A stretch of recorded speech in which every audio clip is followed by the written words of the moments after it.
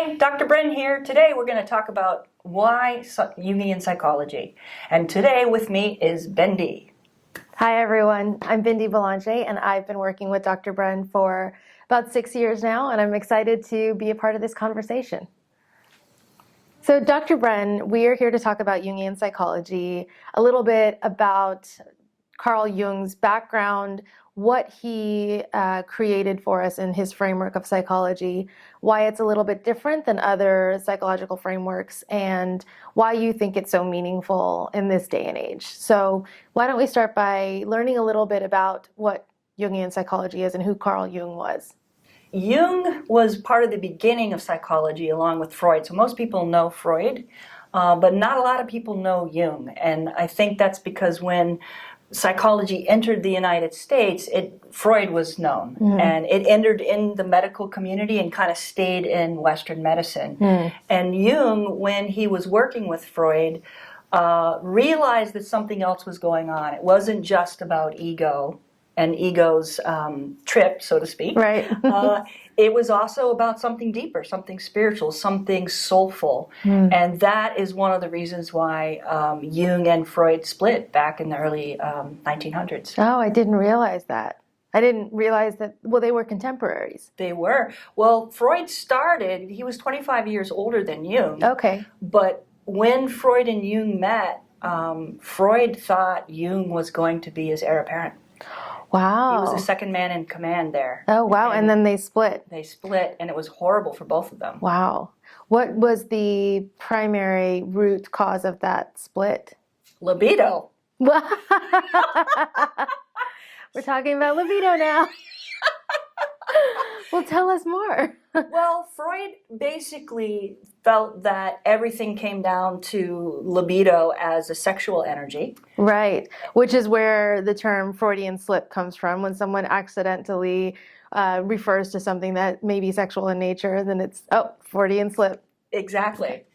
And Jung's research showed that there was something more to libido. It wasn't just the sexual drive. He basically named them appetites, and there were like several other appetites other than just libido. Right. And so he basically came out with a paper and actually became a book called The Symbol of Transformation that really upset Freud. And then they had a real falling out. Got it. When we think about Jungian psychology, how would you describe it to someone who's brand new, had never heard of it? Like, what are the core tenets, maybe? Yeah, I think the most important thing to understand is what we were just talking about. The difference between Freud and Jung is very much about Freud did ego. And Jung said, okay, you did ego, I'm doing soul. And so really understanding what soul is and understanding that those two paths are not the same. Right. So in your work today with your clients, where do you leverage Jungian psychology the most? Like, what types of personal problems is Jungian psychology really well suited towards? Yes, most people understand and have used the term the shadow. Yes. Right? Yeah. That's Jung's work. Oh. Yeah, that's Jung's work. I mean, it's a term that he began to use in relationship to another term we use, which is also Jung's work, is persona. And so the persona is in relationship to the shadow as it forges the ego. And that's what that's what people would know about Jung's work. Got it. And so when someone comes in and says, I'm unhappy with my life, how would you use Jungian psychology to kind of either assess that situation or give them some guidance? Well, I think it's subtle. To be honest with you, if somebody comes into to me with that question, I actually start with the Freudian work. Oh. Right? Because what would that look like? Yeah, what shows first is how their ego is functioning or is not functioning. And so Freud's work was great about how do we distort reality.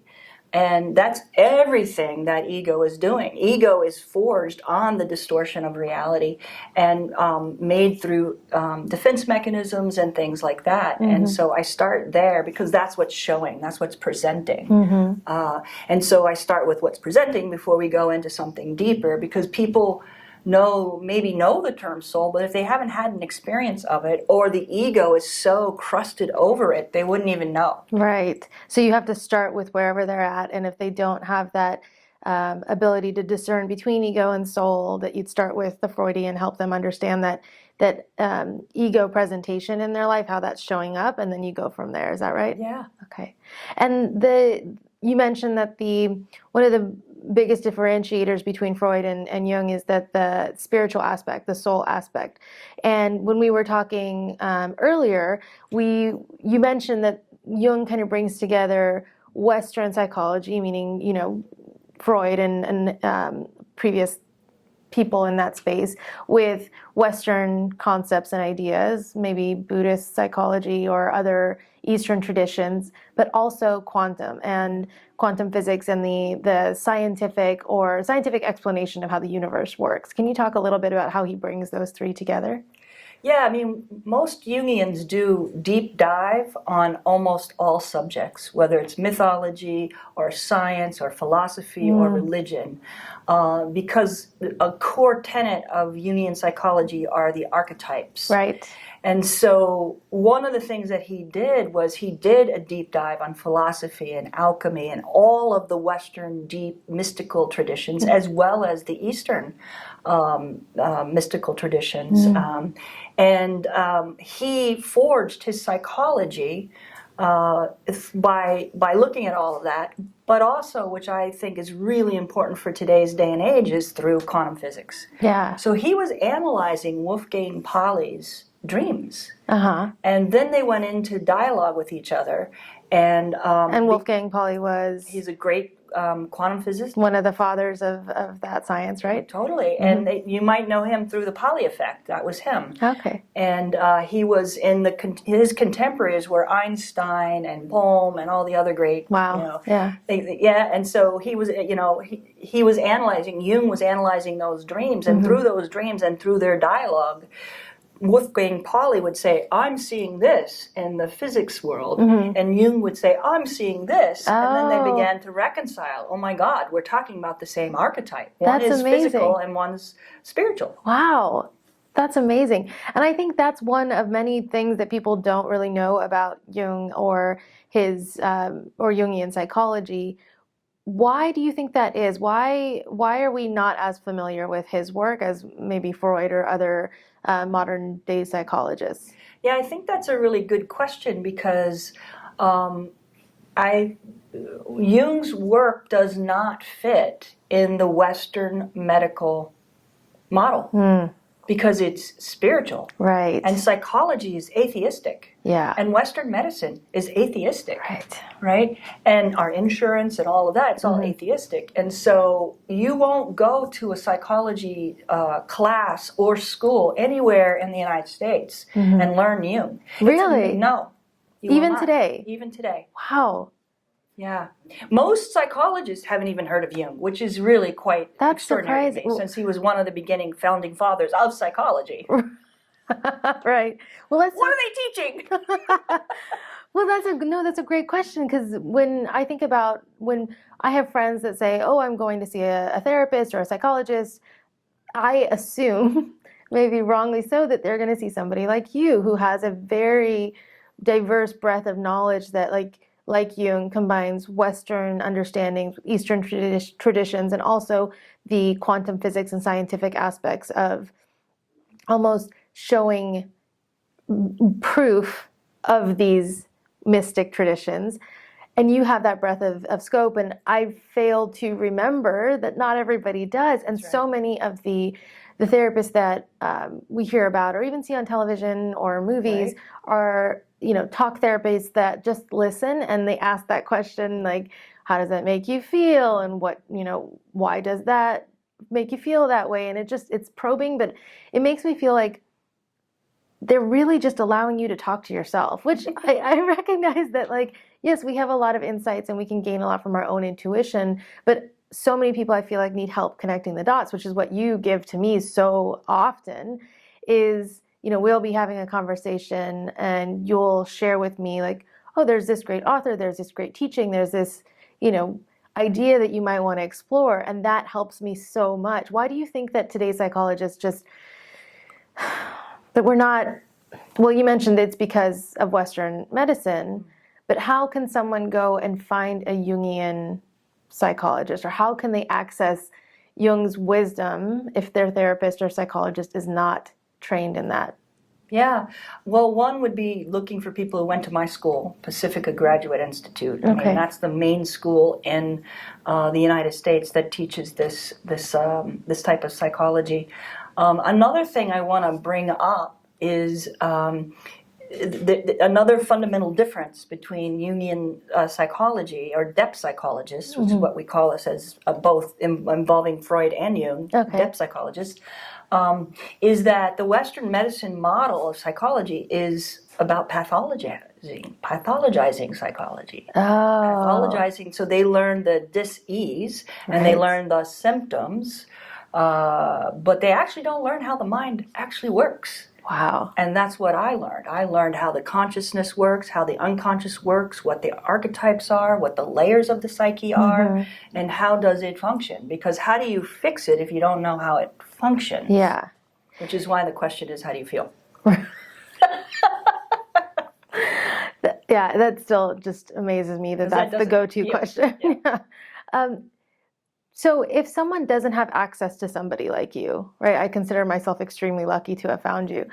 But if they don't have someone in their area, or if your client roster is full and they can't see you, what are some ways that they can learn more about, like do some self-learning around Jungian psychology and gain some benefit from those, connecting those dots kind of on their own path? Is that something that's... I think that's what we're going to be putting together. That was subtle, wasn't it?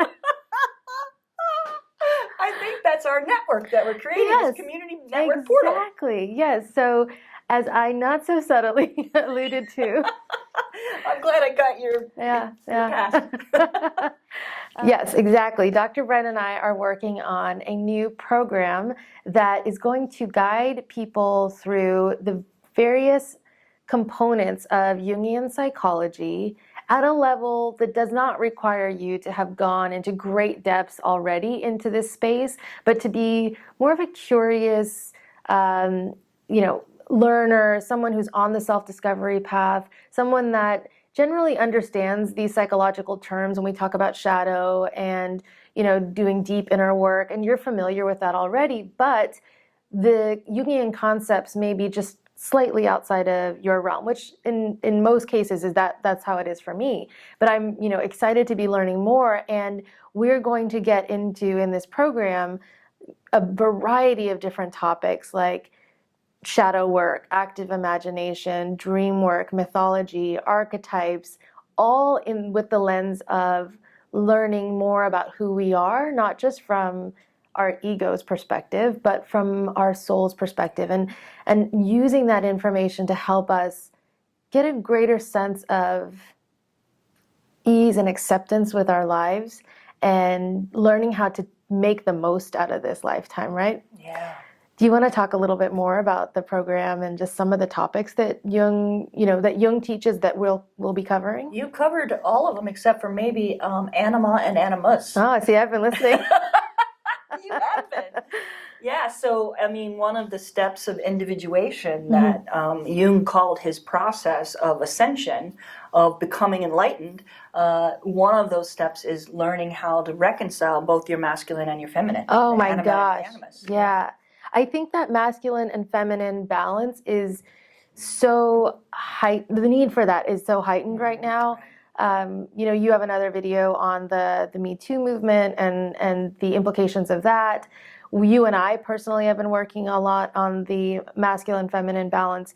For me personally, it's been, I've grown up in a society like many of you have that highly values masculine energetic traits, meaning very logical, linear, very structured, as opposed to what we would consider more feminine traits or feminine energy traits around flow and intuition and kind of being receptive and open. And how I've been working through understanding when I'm showing up more in my masculine, and when that's great, and other times when that needs to take a step back and the feminine needs to lead. And I think that applies regardless of your gender. That balance of energies is always at play for men as much as it is for women. And so understanding how that works, and then how to notice it, and then how to better, not manage isn't the right word, but how to integrate, yes, how to integrate both so that you're always functioning in this beautiful flow between the two, right? Yeah, it's part of becoming whole. And that's what Jung's psychology is all about, is becoming whole. Yeah. It's all about that. Yeah. It's such an amazing field of study that, again, I'm a total newbie to this, but there's so much treasure in his work. There is. But if you were to read, and I'm just going to grab this book real quick, if you were to read The Boundaries of the Soul, which is a book written by June Singer on the practice of Jung psychology, it can be a little dense in the sense that there's so much information in it, and it's if you're ready to dive into that, it is fantastic, right? But it requires a lot of study, and sometimes the concepts don't quickly or easily translate. So to have someone who has studied this for a really long time that can translate what may be conveyed as very complex and in depth into simpler, easier to grasp, and easier to integrate concepts, right? So that people like me can understand those and then figure out, how do I apply this to my life? Because I might read this book and say, this is great information, but what do I do next? And that's, I think, what we're really going to try to focus on the program. And I think that, the ability to work with you, right? Because I'm always going to ask questions and say, that's a little over my head. Dr. Bren, can you explain that? Can you bring it down a notch and just connect it to something that relates with me? So I think I'm really excited about that. Yeah. Well, when this is the beginner book, by the way, because when I was reading Jung, I had to have a Latin dictionary, a German dictionary, an English dictionary, and a Greek dictionary to read almost one paragraph. That's how hard it was. Well, and you had to read Greek in Greek. Well, I'm glad that you did that work for us. Because I don't know where I would put those dictionaries. I know, right? I had a big desk. Yeah. I am running out of room on my bookshelf. So I'm glad that you've done the heavy lifting for us. And I'm really excited to start the program, which I think we're kicking off in a few months. Yes. But the wait list is open, and I've included a link to the wait list in the description below so that you can join us. And then as soon as it's ready and available for us to get going, you can be the first to join us. And over the next couple of weeks, Dr. Bren and I are going to be doing a series of videos. So join us for the next one, where we'll be talking a little bit more in depth about the ego and the soul, and just how to think about the mind through the lens of Jungian psychology. So if you found this video helpful, if you learned a little bit more about Jungian psychology, be sure to give it a thumbs up and subscribe to the channel so that you can be notified when the next videos come out. Thank you for joining us. Thank you. Namaste.